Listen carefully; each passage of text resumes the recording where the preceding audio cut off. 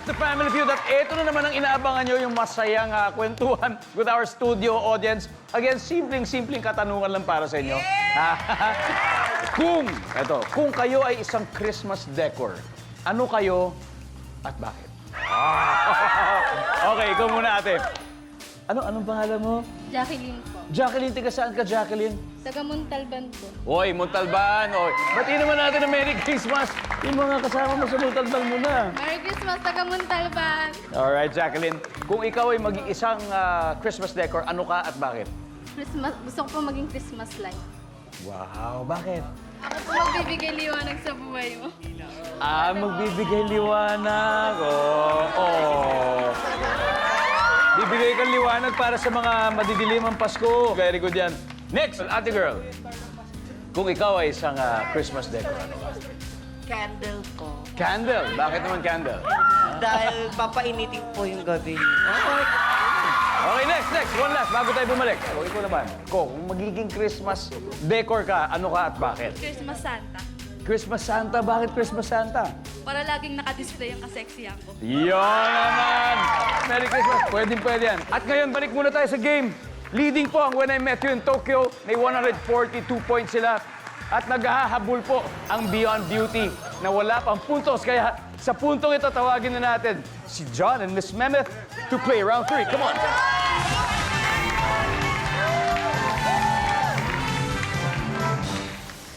Yep.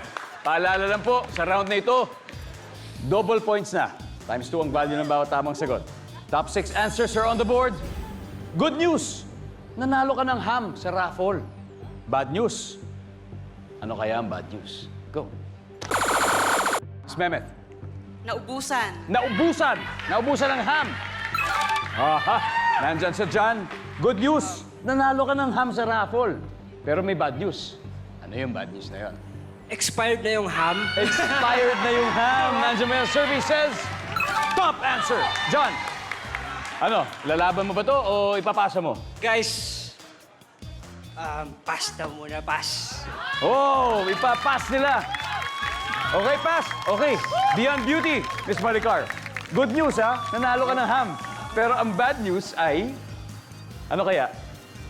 Hindi siya branded. Hindi branded. Niripak. Hindi branded. Nandyan po ba yung survey? Wala. Choice. Good news, nanalo po kayo ng ham, pero the bad news is blank. Hindi ka kumakain ng ham. Hindi ako kumakain ng ham. Nandyan ba yung survey? Pero problema nga naman talaga yan. When I Met You in Tokyo, time to huddle. Miss Patty, good news po, nanalo kayo ng ham sa raffle, pero ang bad news ay... Ayoko nang maalat eh. O kasi di ba usually mga ham natin, gano'n, pag Pasko. Maalat na matamis. Ayaw ng maalat.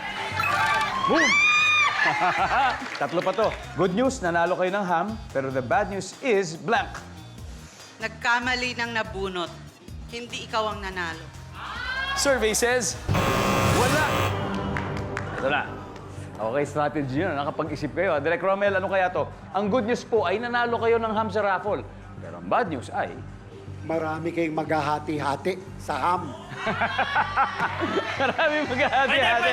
Pwede. Tingin isang slice lang pala mapupunta sa'yo. John. Maghahati-hati kayo. Ako naman po, sagot ko, vegetarian ako. Vegetarian, oh, hindi nagmi-meat. Cassie? Allergic ako. Allergic sa ham. Okay, Mr. Gabby Eigenman for the win. Ng round na ito. Ng round na ito. No-pressure ng round na ito. Wait, 3 seconds up. Ay, 3 seconds up. Good news, nanalo ka ng ham. The bad news ay Hati-hati kayo. hati-hati kayo. Hindi kaya yan. Feeling ko yun ang pinaka-logical na sagutin eh. Pero ang tanong, pasok ba yan sa ating survey? Hati-hati kayo. Wala. Alright. Sa wakas, nagka-score na rin sila. Pero tignan po natin muna yung mga hindi natin nakuha. Everybody, number 5, please. Maliit ang ham. Number 3. May bayad pala. Number 2. May nag-claim na iba. Round 3 goes to Beyond Beauty. Meron na silang 100 points. Habang ang When I Met You in Tokyo, meron pa rin 142. O, di ba?